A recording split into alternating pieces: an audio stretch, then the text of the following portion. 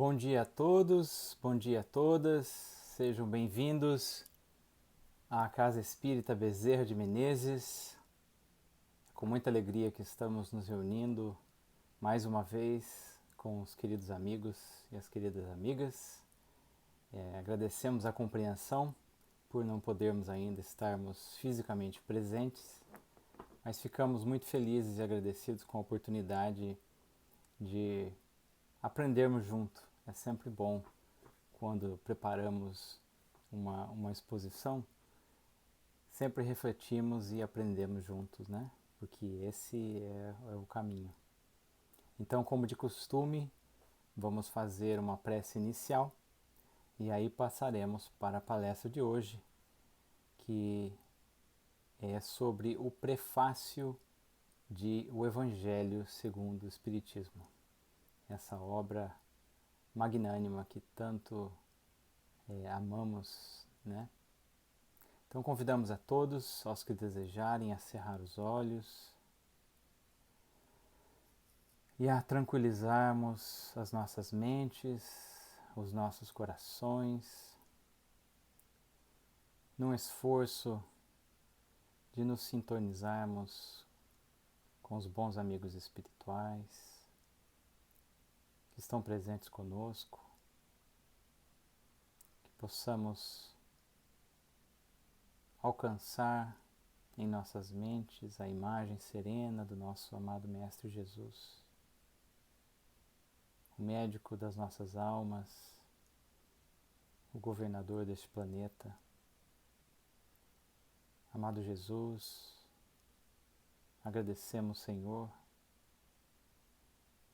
pelas bênçãos que o Senhor nos concede, por toda a proteção, por toda a inspiração através dos nossos espíritos protetores, dos amigos espirituais desta casa, dos amigos familiares.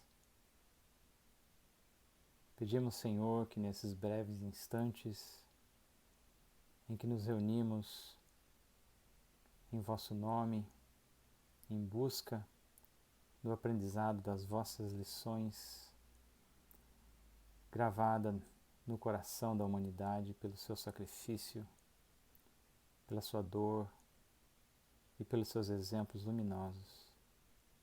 Pedimos, Senhor, que consigamos abrir os nossos corações a fim de que as reflexões desta manhã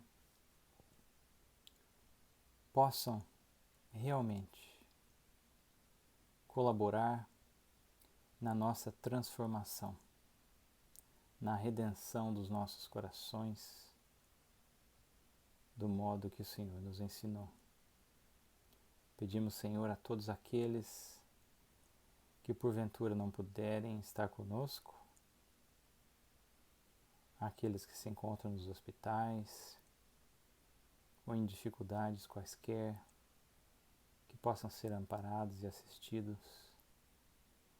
e que também os nossos familiares em cada um dos nossos lares, ainda que talvez não estejam conosco para essas reflexões, que possam estar abertos a inspirações de seus respectivos espíritos protetores.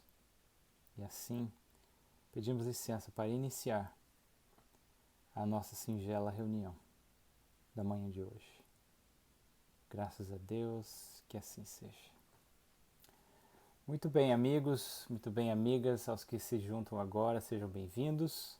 Como dissemos há pouco, faremos hoje uma breve reflexão sobre o prefácio do Evangelho segundo o Espiritismo. E confesso que eu fiquei surpreso com o tema, porque o que normalmente a gente faz com o prefácio dos livros? A gente pega os livros e já vai direto no conteúdo, a gente não olha o índice, não olha prefácio, não olha a introdução, não olha nada e já vai direto para o assunto, né? E é interessante o quanta informação o prefácio nos traz, né?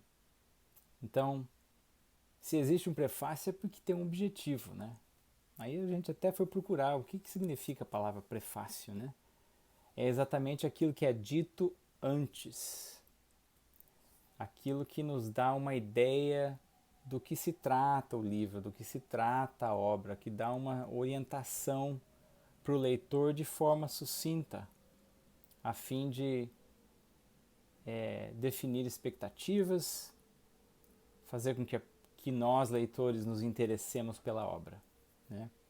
Então, até vem do latim exatamente o prefatio, né? Aquilo que é dito antes. Então, isso é uma coisa que eu tenho trabalhado para procurar não perder essa oportunidade de ter sempre esse sumáriozinho, porque isso nos ajuda até a procurar depois aqueles pontos-chave na obra, nos ajuda até a reter um pouco mais os ensinamentos, né?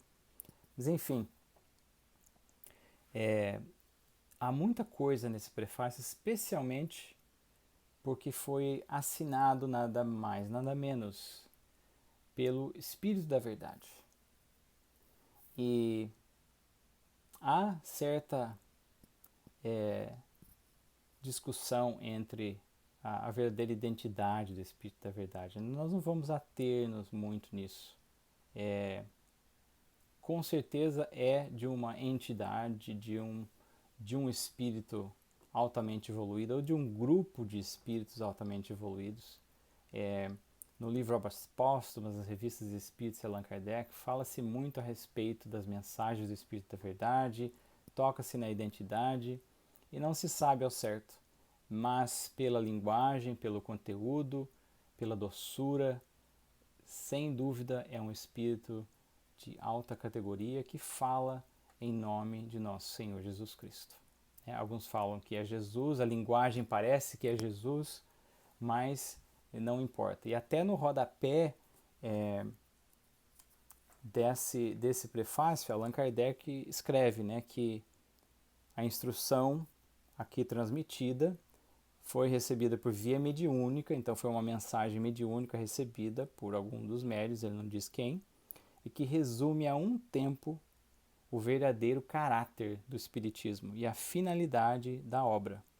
E por isso foi colocada aqui como prefácio, então assinada pelo Espírito da Verdade.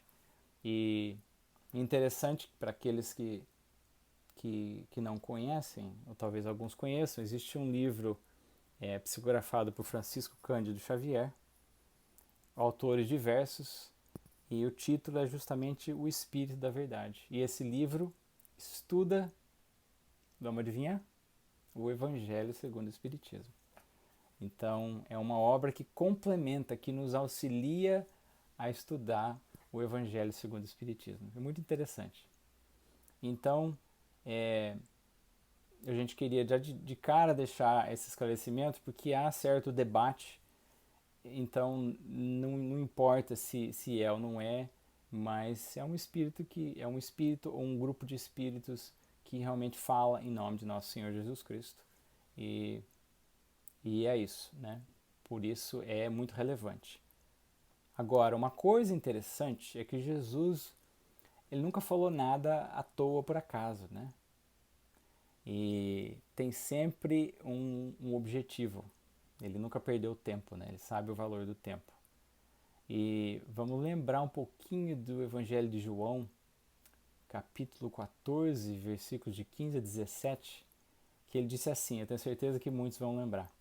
Se me amais, guardai os meus mandamentos, e eu rogarei ao Pai, e ele vos enviará um outro Consolador, para que fique convosco para sempre. O Espírito da Verdade, que o mundo não pode receber naquela época, porque não o vê nem o conhece, mas vós o conheceis, porque habita convosco e estará em vós. Não é interessante? E estudando, por exemplo, o livro O Consolador, também de Chico Xavier e Emmanuel, ele fala muito disso, né? Que o Espiritismo é aquele Consolador prometido pelo Cristo. E ele diz que o Espírito da Verdade o traria, né? Então,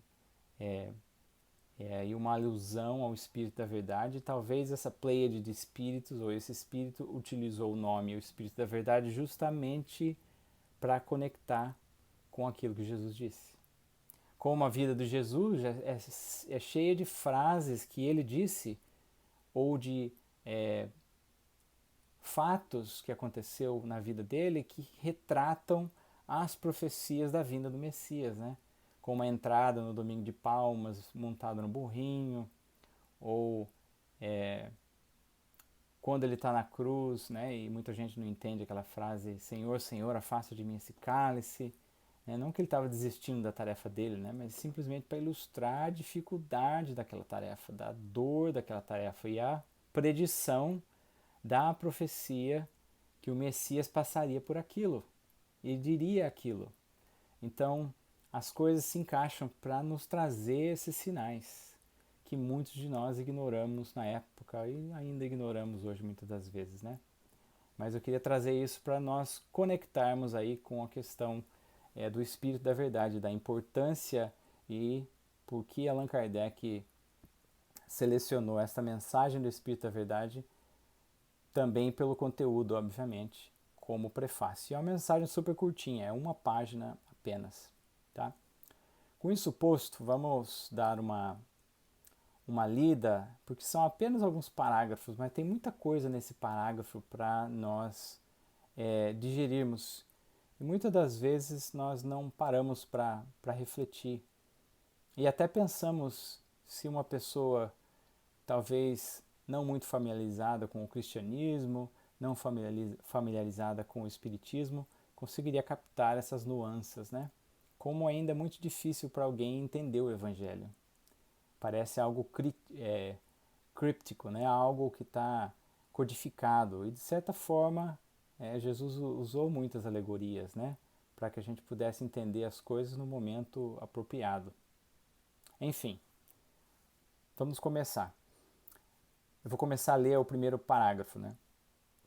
Os espíritos do Senhor, que são as virtudes do céu, qual imenso exército que se movimenta ao receber as ordens do seu comando, espalham-se por toda a superfície da terra.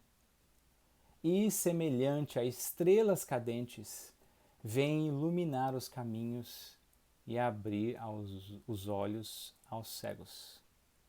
Interessante que essa mensagem, para lembrarmos, né, veio a ser transmitida para um médium em 1863. 1863. Então, ele já dizia naquela época, né, que os espíritos do Senhor já se espalhavam por toda a superfície da terra. E esse é o caráter da doutrina espírita, né, do Consolador prometido, que não veio através de uma pessoa, mas veio talvez através de milhares de pessoas espalhadas por todo o mundo, da Europa a África, a South America, né, ao Brasil, outros países da América Latina, a América do Norte, aqui mesmo nos Estados Unidos. Então é algo que se espalhou para o mundo inteiro. Com certeza muito bem planejado, propositadamente, para não nos deixar dúvidas. Porque essas mensagens que vinham de toda parte convergiam para Allan Kardec com o mesmo conteúdo, de forma que seria praticamente impossível essas pessoas, todas diferentes línguas e nacionalidades, terem o mesmo pensamento, né, sobre muitas questões diferentes. Então, é o começo desse ensinamento de como surgiu o fundamento da doutrina espírita, né? Outra coisa interessante é que ele fala que esses espíritos do Senhor, se são espíritos do Senhor, são espíritos iluminados, né, de categoria, que vieram trazer para nós esses ensinamentos. E eles falam que eles vêm semelhantes a estrelas cadentes. O que significa isso? Que eles vêm do plano espiritual, do alto, naquela alusão ao céu, né, do plano espiritual à terra. E uma estrela cadente, ela é iluminada, ela brilha. E aqui uma outra alusão muito interessante. Para quem já teve a oportunidade de ler o Apocalipse de João, que é cheio de figuras e códigos e interpretações, como se João tivesse visões que ele não conseguia descrever porque talvez não entendia tudo ainda, né? Quando ele fala dos dragões, dos códigos, dos selos, às vezes a gente imagina tudo que ele conseguia captar e ver, mas o conhecimento, a linguagem da época não permitiu que ele transmitisse realmente como as coisas são, mas do modo que ele conseguia entender. E lá no Apocalipse fala que, né, quando os tempos forem chegados, na época realmente do Apocalipse, na época difícil, as estrelas cairiam do céu. E quando a gente lê, ou uma pessoa cética lê com os olhos materiais, né, pensando como a gente entende, não tentando entender como é que ele entendeu e o sentido verdadeiro disso, fica difícil compreender. Mas quando a gente traz a doutrina espírita, a gente consegue interpretar aquilo, né? Então aqui foi interessante, foi uma surpresa, porque nós não havíamos percebido isso antes, né? Falando dessas estrelas cadentes. Então as estrelas cairiam do céu. Não que as estrelas que a gente está vendo quando a gente sai à noite vão cair, né? Não tem como cair, né? Nós não estamos embaixo, nós estamos todos aí flutuando, navegando pelo universo. Mas é nesse sentido que eles viriam, que eles vieram e que eles continuam vindo, né? A nos auxiliar, a nos iluminar os caminhos. Que caminhos são esses? Os caminhos da nossa transformação, os caminhos que Jesus deixou para nós, né? A nos mostrar os caminhos. Iluminar significa mostrar os caminhos. Mas quem tem que trilhar esse caminho somos nós, né? Lembrando bem das obras de André Luiz, que fala sobre a casa mental e da questão da vontade ser aquela usina principal para nos fazer desejar modificar a nós mesmos, modificar, transformar as nossas vidas e construir um futuro melhor, né? Então, eles vêm iluminar, mas cabe a nós decidir se nós vamos seguir aquele caminho que está à nossa frente, iluminadíssimo, ou se nós vamos ficar na inércia, né? E aí ele completa aqui dizendo que iluminar o caminho e abrir os olhos aos cegos. E muitas vezes a gente vai pensar fisicamente, né? Fazer algum milagre de fazer alguém que é cego enxergar, né? Que cegueira é essa? Se a gente for refletir, é a nossa cegueira espiritual, né?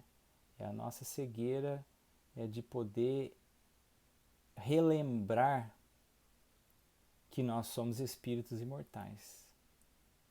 Muitas das vezes nós não recordamos tamanha imersão no materialismo, mas muitas das vezes a gente sempre carrega conosco aquela intuição, né?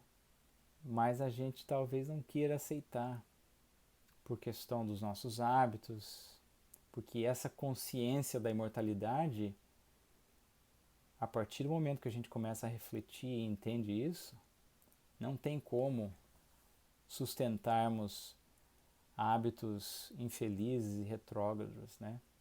A nossa consciência está sempre lá nos alertando e a gente muitas das vezes tende a ignorar. Porém, quando a gente começa a refletir, é inevitável.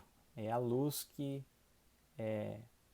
acaba com a sombra, com a escuridão, né? Então, essa cegueira é a cegueira da falta de imortalidade nas nossas vidas, né? A gente passa muitas vezes os dias trabalhando e correndo atrás das coisas materiais, porque a vida é corrida, é complicada, cheia de dificuldades, mas nós precisamos parar, ainda que seja alguns momentos no dia, talvez a semana, e recordarmos quem realmente somos, por que aqui viemos, né? Para onde vamos, em que condições nós vamos.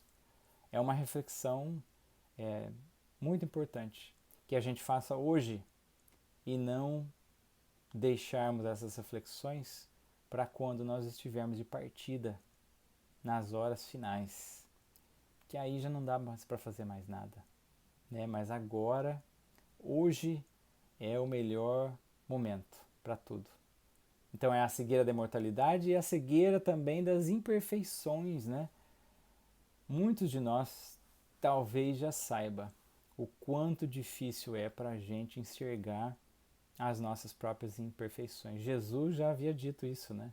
Quando ele falou para uma das pessoas que cruzaram o caminho dele, eu não me lembro exatamente de quem, né, ou como é que foi a história, mas ele fala assim, ó, você vê um cisco no olho do seu irmão ou da sua irmã, mas você não vê uma trave, né?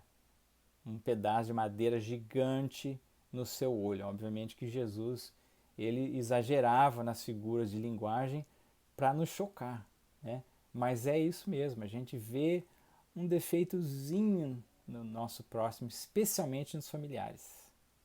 E a gente não perdoa. E a gente pega no pé. Mas a gente tem muitas vezes defeitos e dificuldades muito maiores. E a gente escolhe por ignorar, ou por não ver. Ou a gente se acostuma com aquilo no piloto automático e passa os anos, a gente machuca aqueles que estão ao nosso redor e só vai ver os efeitos muito tempo depois. Então, esse é o convite da doutrina espírita para todos nós, para tirarmos essa cegueira e olharmos também para dentro de nós. Como estamos? Não para nos sentirmos para baixo, mas muito pelo contrário, para valorizarmos as virtudes que já temos, e todos nós temos virtudes, e olharmos as nossas imperfeições e trabalharmos para modificá-las. É sempre importante lembrar que hoje nós somos melhores do que estamos melhores do que fomos. Nós estamos, essa melhor encarnação, a melhor situação que nós estamos, porque sabemos da lei do progresso que a gente só caminha adiante e o que a gente aprende sempre retemos. Então, se nós temos essas dificuldades hoje, é bom lembrarmos que a gente já deixou muitas para trás. Então, valorizemos o que temos de bom e as coisas que não temos de bem, tenhamos paciência conosco. Saibamos perdoar, mas não acomodar. Precisamos trabalhar pouco a pouco, dia a dia, para nos melhorarmos, né? E também, além dessas nossas imperfeições, as nossas atitudes, os nossos comportamentos, como a gente falou, né? Nós temos essas imperfeições externas que se externalizam nas nossas ações, nos nossos pensamentos, nas nossas palavras, nos nossos atos. E é importante também a gente fazer essas reflexões e poder ver e atuar, né? Fundamental. Por isso que muitas das vezes as pessoas falam que a vida não tem um manual de instruções para podermos nos guiar nas nossas ações, como nos comportar em todas as situações, né? Com os familiares, com os estranhos, com as pessoas difíceis, com os inimigos, com as pessoas que trabalham conosco em nossos times, né? Ou com os nossos chefes ou patrões. E a gente sempre discorda disso. E o Evangelho é esse manual. É o manual da vida, não só na Terra, mas além da Terra. Nós vamos ver isso daqui a pouquinho. Então, esse primeiro trechinho para nós fazermos essa reflexão, né? Já é esse convite bem claro para nós do que é que esses espíritos vêm fazer, qual é a tarefa deles e qual a missão deles. Então, esse é o primeiro ponto. O segundo ponto, o Espírito da Verdade diz o seguinte: eu vos digo em verdade. Olha a linguagem, né? Eu vos digo em verdade que são chegados os tempos. Isso era 1863. São chegados os tempos em que todas as coisas hão de ser restabelecidas no seu verdadeiro sentido, para dissipar as trevas, confundir os orgulhosos e glorificar os justos. Então vamos pensar um pouquinho nisso, né? É o tempo em que todas as coisas hão de ser restabelecidas em seu verdadeiro sentido. Por quê? Porque o que nós fizemos com aquele cristianismo puro, com o cristianismo primitivo, né, da época de Jesus e dos anos seguintes ao seu desencarne? Nós os deturpamos completamente. Nós tomamos aqueles ensinamentos puros e nós modificamos através de deturpando traduções, deturpando interpretações, usando a linguagem interpretada de modo diferente para justificar os nossos erros, os nossos interesses, né? Seja qualquer religião. Se nós não tomarmos cuidado, isso acontece até com a doutrina espírita, né? É muito importante estarmos vigilantes nisso. Então, sabemos essa época difícil que passamos, né? Aquela época escura, né? Os Dark Ages, onde haviam perseguições, né? As pessoas que eram contra a religião oficial do Estado eram queimadas, aqueles que tinham manifestações mediúnicas eram considerados bruxos, haviam as cruzadas que saíam por conquistar riquezas, né? Ouro, terra, e perseguir as pessoas que pensavam diferente, que tinham religiões diferentes, tudo em nome de quem? Em nome de Jesus. Aquele que disse para nós: amai-vos uns aos outros. Faça ao outro aquilo que você gostaria de fazer, que fizessem para você. O ponto em que chegamos, né, de deturpar esse ensinamento tão cristalino, tão doce, tão sublime que Jesus trouxe para nós. Então, passaram-se milênios com essa deturpação. E o Consolador prometido vem justamente limpar toda essa escuridão que foi colocada sobre o ensinamento que Jesus trouxe para nós, né? Trazer de novo aquela água cristalina. E por isso que ele fala que confundir os orgulhosos, porque aqueles que usam dessas artimanhas para justificar os seus erros,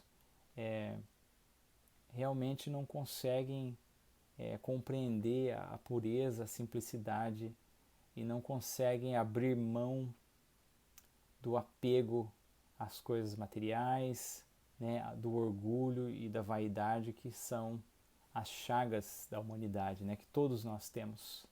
É para onde nós devemos apontar todas as nossas energias, porque elas são as raízes de todos os outros vícios e imperfeições, né? E glorificar os justos. Lembramos muito aí das bem-aventuranças, né? Falando daqueles que sofrem, dos injustiçados, dos sofredores, mas aqueles que são justos, apesar de parecerem humilhados perante a terra, parecem serem os últimos na visão dos homens, como disse Jesus, esses talvez serão os primeiros no reino dos céus, no plano espiritual, né? E quantas histórias a gente vê sobre isso. Então, esse é o segundo ponto trazendo para nós, né? Da importância dessas revelações, porque vem de novo nos trazer o Evangelho, os ensinamentos de Jesus de forma cristalina, de forma pura.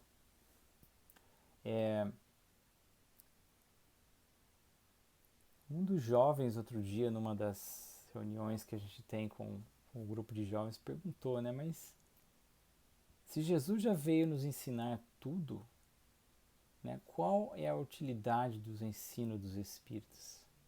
Por que a gente precisou dos Espíritos voltarem, né, e trazer essa revelação para nós? Só um ponto é o que a gente acabou de falar, é restaurar a pureza e a simplicidade sem interesses materiais, né? Sem deturpar os ensinamentos. Mas o segundo ponto é trazer para nós, e a gente vai ver isso na próxima palestra, onde haverá uma exposição sobre a introdução. Na introdução vai falar mais, nós vamos entrar no assunto, mas Kardec usa a analogia de que a doutrina espírita é a chave para que possamos entender a Jesus, né? E Chico Xavier ainda vai além, elaborando nessa analogia, dizendo que Kardec é a chave e Jesus é a porta, né?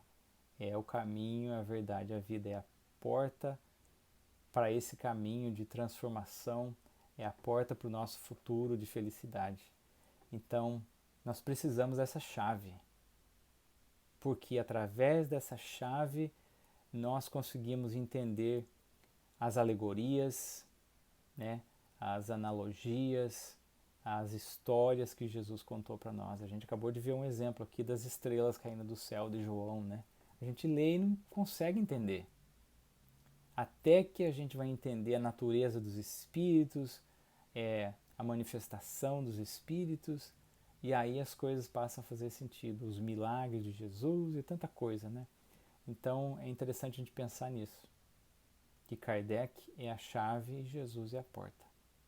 E muita gente, quando a gente fala de evangelização na casa espírita, muita gente deseja focar apenas no Evangelho de Jesus. E o Evangelho de Jesus com certeza é sublime. Mas nós precisamos usar a chave que Ele nos enviou.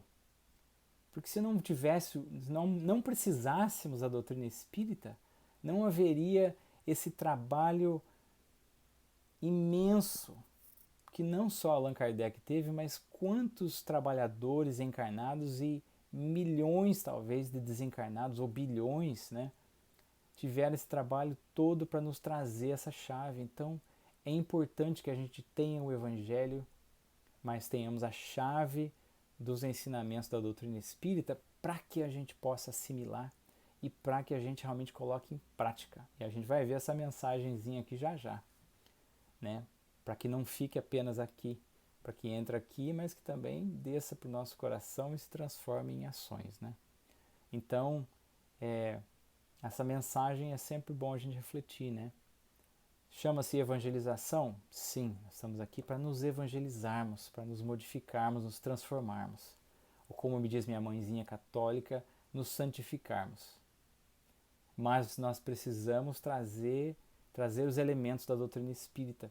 Porque se nós, ou os nossos jovens, as nossas crianças, não aprenderem doutrina espírita dentro da casa espírita, meus amigos e minhas amigas, aonde é que eles vão aprender? Não é mesmo? Então, a responsabilidade nossa, enquanto evangelizadores, dirigentes da casa espírita, enquanto pais, né? Muito importante isso. Então, vamos em frente. Estou olhando o nosso tempo aqui, estamos um pouquinho mais da metade do tempo. Um outro trechinho aqui. Diz o seguinte: as grandes vozes do céu ressoam como som de trombetas, e os cânticos dos anjos se lhes associam. Nós que vos convidamos, a vós homens, para o divino concerto. Tomai da lira, fazei uníssonas as vossas vozes, e que num hino sagrado elas se estendam e repercutam de um extremo ao outro do universo. Muito bacana isso também, mas cheio de alegoria, né? Cheio de alegoria. E no próprio Evangelho a gente vai perceber isso, né? Quem são essas grandes vozes do céu? São os espíritos, os benfeitores espirituais.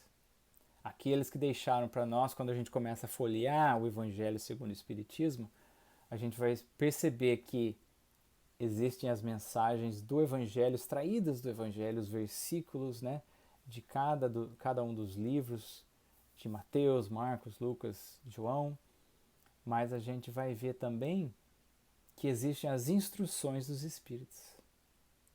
Olha aí de novo, ó, a chave, as instruções dos Espíritos trazendo a visão além do que Jesus trouxe para nós, porque hoje a gente já consegue entender com os conhecimentos científicos, com um pouquinho mais de maturidade espiritual, apesar de ainda termos muito pouca, mas um pouquinho mais, né? Então é a chave e a porta juntos, a cada lição do Evangelho, instruções dos Espíritos, e isso nos ajuda demais. Isso é um presente que nós com certeza pedimos na nossa encarnação e está nas nossas mãos, né? Que façamos bom uso. Então as grandes vozes do céu ressoam como sons de trombeta. O som de trombeta não é uma campainhazinha que a gente só escuta na nossa casa. O som de trombeta a gente vai escutar na vizinhança inteira, né? Nesse caso aqui, de um extremo ao outro do universo. É interessante isso. E os cânticos dos anjos se lhes associam. Então, junto a esses grandes emissários, a esses grandes trabalhadores, né, muitos outros espíritos que fazem parte das falanges espirituais se associam para também colaborar nesse trabalho de espalhar esses ensinamentos, né? De convidar, como ele diz aqui, nós vos convidamos. Eles, os espíritos, nos convidam a nós, encarnados, para nos juntarmos a esse divino concerto.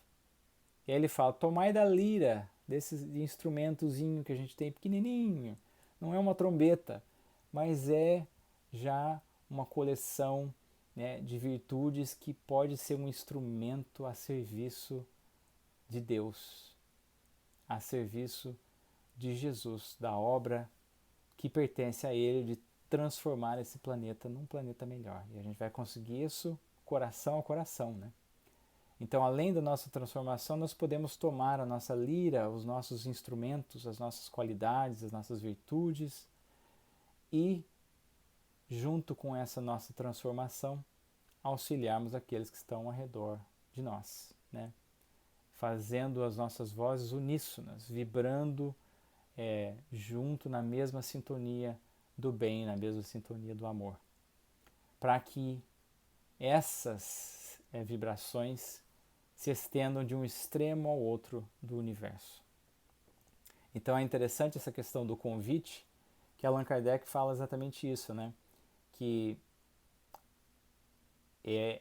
essas mensagens são um convite, está lá na Revista Espírita, na verdade, ele fala da Revista Espírita de abril de 1864, né? É um convite à imitação do Evangelho de Deus. Na verdade, na Revista Espírita de abril de 1864 foi quando ele publicou sobre o lançamento do Evangelho. E discorrendo sobre isso, ele diz exatamente isso. É um convite à imitação do Evangelho de Deus. Quem é o Evangelho de Deus? É Jesus. Porque o Evangelho não foi o que Jesus escreveu. Ele não escreveu nada. Ele é o Evangelho, que é a boa nova. Ele trouxe para nós a boa nova da imortalidade, a boa nova da esperança, que Deus sempre nos dá oportunidades, que a gente sempre pode resgatar os nossos erros, né? E nos levantarmos e seguir em diante, que Ele está sempre de braços abertos para nós, trouxe para nós a noção do perdão, do amor. Então, é uma renovação, é uma boa nova para nós. E Ele é essa boa nova porque Ele exemplificou. Ele exemplificou, Ele exemplifica. Então, Ele é o Evangelho de Jesus, né? E o convite, Allan Kardec descreve muito bem isso, é a imitação do Evangelho. É para nós imitarmos Jesus. Aí muitos podem falar assim, mas Marcos, que pretensão a gente imitar Jesus e ser Jesus. Mas é verdade, a gente tem que se espelhar nas pessoas boas, né? Quando a gente quer crescer na carreira, a gente vai se espelhar num profissional que é um modelo, um role model, porque a gente quer aprender e atingir aquele nível, ou passar aquele nível, né? Quando a gente vê um professor e a gente gosta daquele assunto, a gente quer aprender e chegar naquele nível. E Jesus também é assim. Se a gente for no Evangelho, no Livro dos Espíritos, na pergunta 625, né? Qual é o modelo mais perfeito que Deus nos trouxe? O modelo de perfeição que Deus nos trouxe, que a gente pode almejar um dia alcançar. E os Espíritos respondem: vede Jesus. Ele é o modelo.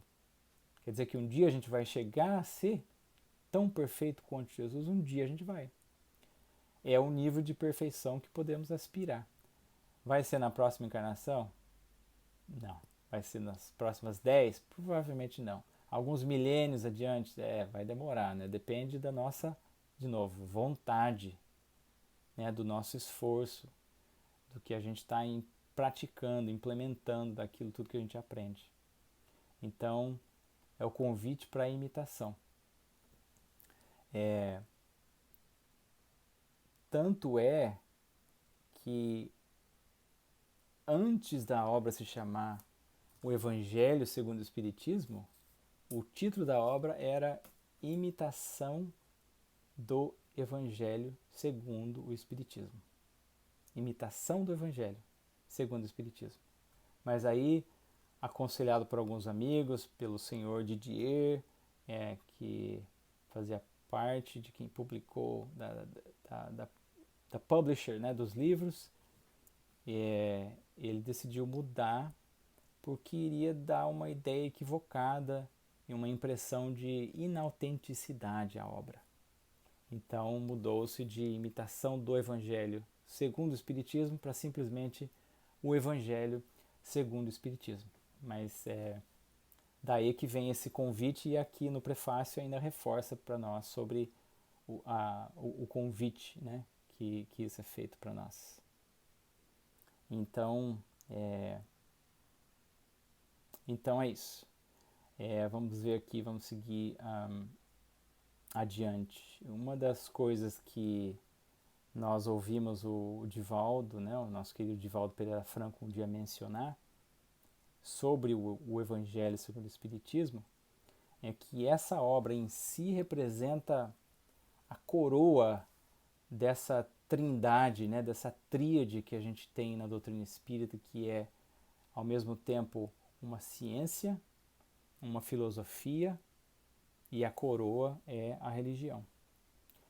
E muitos de nós têm um pouco de aversão de dizer que o Espiritismo é religião.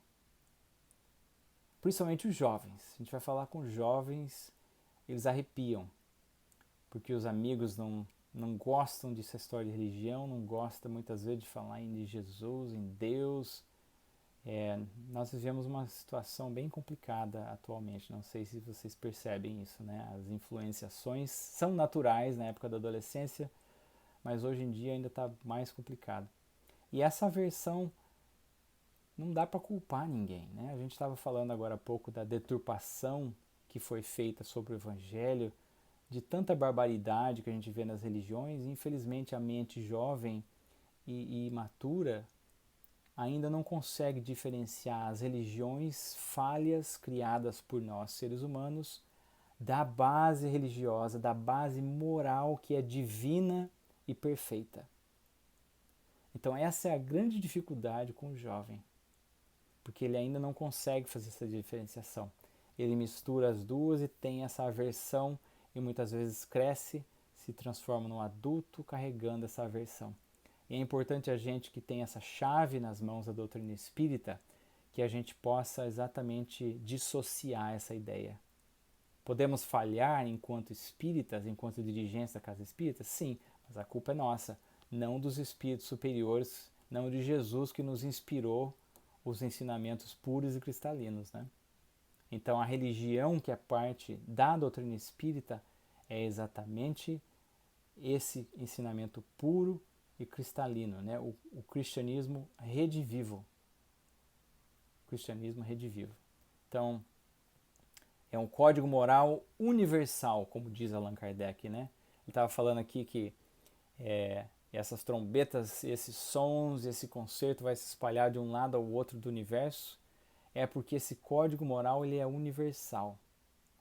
Como Emmanuel e Chico Xavier também dizem no livro No Portal da Luz, na lição 22, eu adoro essa lição, porque ele fala justamente isso, né? Que a doutrina espírita é a doutrina do Cristo, é o cristianismo redivivo, é o código moral vigente em todas as plagas do universo. Não é algo criado por um homem para a terra.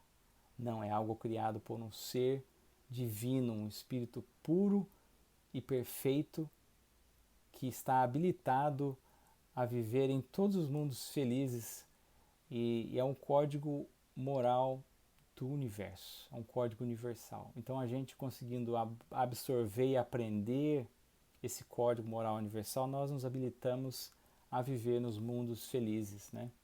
E podemos deixar os mundos de provas e expiações, os mundos primitivos, que é onde habitamos, já habitamos hoje e vamos habitar por um pouco mais de tempo, né? Até que aprendamos essas leis.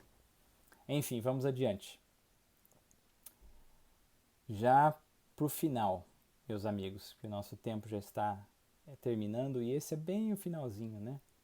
O último trechinho, se não me falha. Homens, irmãos a quem amamos. Obviamente estão se referindo à humanidade, né? Homens e mulheres. Aqui estamos juntos de vós. Amai-vos também uns aos outros, e dizei do fundo do coração, fazendo as vontades do Pai que está no céu, Senhor, Senhor, e podereis entrar no reino dos céus. Quando a gente leu isso aqui, imediatamente a gente lembrou lá do Evangelho de Lucas, do Evangelho de Mateus, aquela história, né, que Jesus disse: nem todos os que dizem Senhor, Senhor entrarão no reino dos céus, mas apenas entrará aquele que faz a vontade de meu Pai que está nos céus. Então a gente falar não resolve. É igual fazer uma prece mecânica da boca para fora. Não passa nem do céu da boca, né? Quanto mais chegar realmente no céu, no plano espiritual e alcançar os nossos espíritos protetores ou Jesus, né? Não passa nem do céu da boca. Então as palavras não adiantam. O que importa para os espíritos realmente elevados e sinceros, os benfeitores, são os nossos sentimentos, são as nossas ações, são os nossos pensamentos, né? Então, nessa trechinho foi bem interessante ele dizer isso, né? Que amai uns aos outros e dizei do fundo do coração, fazendo as vontades do Pai. Que não adianta dizer, é importante fazer. Que nosso Pai que está no céu, Senhor, Senhor, eu poderei entrar no reino dos céus. O que é entrar no reino dos céus, né? Também às vezes fica difícil da gente entender isso. Parece um lugar, né, longe e afastado, e eles aqui dizem: nós estamos juntos de vós. Quer dizer que o reino dos céus pode estar aqui entre nós, porque esses espíritos de luzes vêm próximo a nós como missionários e enviam seus emissários, né, a sua hierarquia espiritual até chegar próximo de nós através dos nossos espíritos protetores. Então, esse reino dos céus, na verdade, é quando nós nos identificarmos novamente com a lei de Deus, com esse código moral que reina no reino de Deus, que é o universo todo.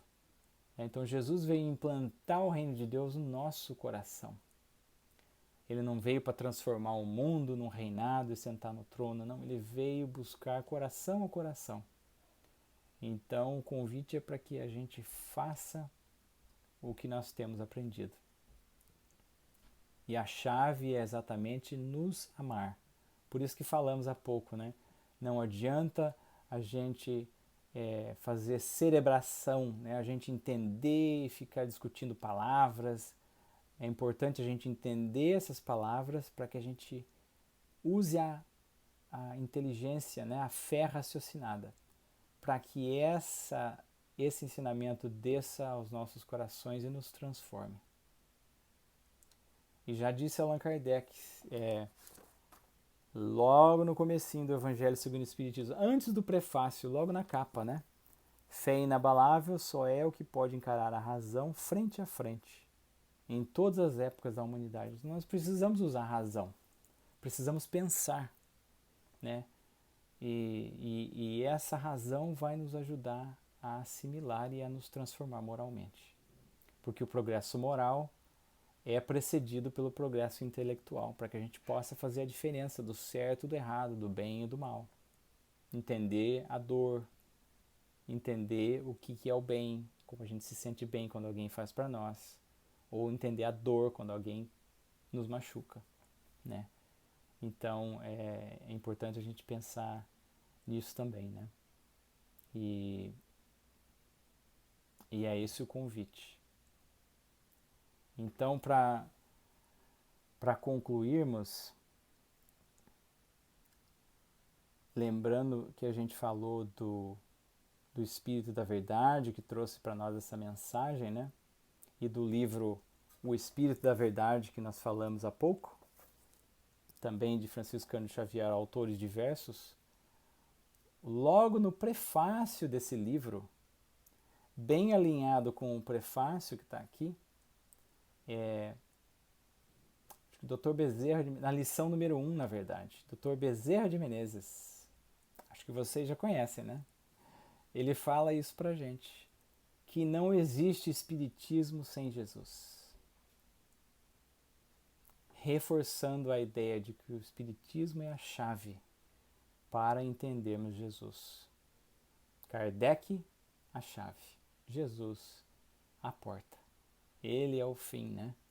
É através do qual nós vamos trilhar o caminho de felicidade. Então, muito importante lembrar dessa tríade da ciência, da filosofia, mais os ensinamentos morais. Este não tem debate.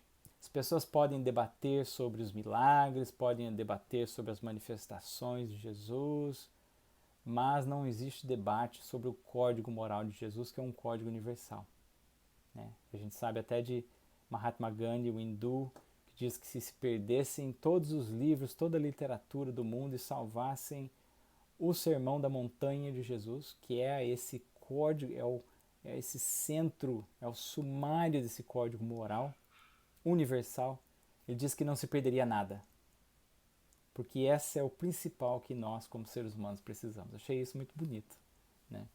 Então, queridos irmãos, queridas irmãs, para encerrarmos, façamos uma reflexão a todos nós, começando de nós que estudamos um pouquinho esse prefácio para dividir com vocês essas reflexões. O que esse Evangelho de Jesus tem feito por nós? E o que nós temos feito dele? Nós lembramos bem quando nós passamos a conhecer a doutrina espírita vindo de outra religião, e eu percebi que eu entrei no espiritismo, eu fiz parte da doutrina espírita, fiquei maravilhado com tudo, com as explicações, tudo fez sentido, mas demorou mais de uma década para eu começar a deixar o espiritismo entrar em mim. Então é importante a gente pensar nisso, né? O que nós estamos fazendo com a doutrina espírita? E agora que está começando a entrar, depois de 20 anos. E é assim, né? O tempo a gente vai amadurecendo e aprendendo. Mas reflitamos nisso, o que o espiritismo tem feito por nós, o que nós temos feito dele, né? Porque é um presente. Que nós possamos também refletir, será que nós estamos abrindo os nossos lares para reservar um tempinho para Jesus, para esse Evangelho fazer parte, especialmente com os nossos filhos, com os nossos jovens, com as nossas crianças, os adolescentes, né? Ainda que seja uma vez por semana, 15 minutinhos, não um Evangelho de 1 hora, que ninguém aguenta, especialmente os jovens, mas 15 minutinhos que seja, coloca água, faz uma prece para as águas serem fluidificadas, faz uma discussão leve sobre o Evangelho, com as explicações da doutrina espírita, para que isso possa ser compreendido na linguagem que o jovem, que as crianças entendam, que nós entendamos, os nossos cônjuges entendamos. E que possamos estar também sempre conectados através das nossas preces, tirando alguns minutinhos todo dia para elevarmos os nossos pensamentos, os nossos corações a Jesus em agradecimento, né, pela noite que tivemos, pelo dia que vem pela frente, pelo dia que tivemos. Então que possamos refletir nessa página tão curta, mas tão cheia de ensinamentos e recordações para nós. Porque nós com certeza sabemos,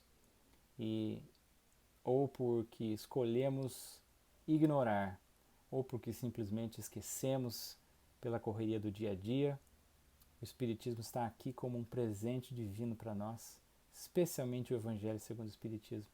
Então que possamos nos familiarizar, desenvolver o amor por essa obra, para que possamos deixá-la fazer e auxiliemos a ela fazer essa transformação em nós. Muito obrigado pela atenção e gostaria de fazer uma prece final. Amado Mestre Jesus, queridos amigos espirituais desta casa de luz, que ampara a todos nós, que nos auxilia a entendermos a nós mesmos como espíritos imortais, que nos auxilia nas nossas dificuldades físicas, nas nossas enfermidades espirituais, dos nossos corações. Auxilia-nos, por favor, para que possamos persistir nessa luta diária, no bom combate, como nos diz Paulo, nos esforçando para sermos melhores hoje do que ontem e amanhã do que somos hoje. Querido Jesus, Senhor que sabe de todas as nossas dores, das nossas dificuldades, das nossas frustrações, das nossas imperfeições, da nossa pressa, tão infantil, espiritualmente falando. Auxilia-nos, por favor, para que possamos aprender a desenvolver a paciência, o alto amor, a autoaceitação, para que possamos jogar de lado as pedras, a desarmar as nossas mãos, as nossas mentes, os nossos corações, que possamos ser mais leves, que possamos ser mais compreensivos, especialmente com os nossos familiares, dentro dos nossos lares, esse laboratório das almas, essa oficina que nos ajuda dia a dia a sermos melhores, mesmo que não percebamos. Que os bons amigos espirituais, que os nossos espíritos protetores estejam conosco nos nossos lares, nos auxiliando. Que, por favor, não nos abandonem, não desistam de nós. E mais uma vez, obrigado por esses momentos. E assim pedimos licença para encerrar a reunião da manhã de hoje. Graças a Deus, que assim seja. Meus irmãos, minhas irmãs, muito obrigado mais uma vez pelo convite carinhoso. Espero que as reflexões possam ser úteis a todos nós e sigamos em frente. Uma boa semana a todos, Deus nos abençoe a todos e até a próxima.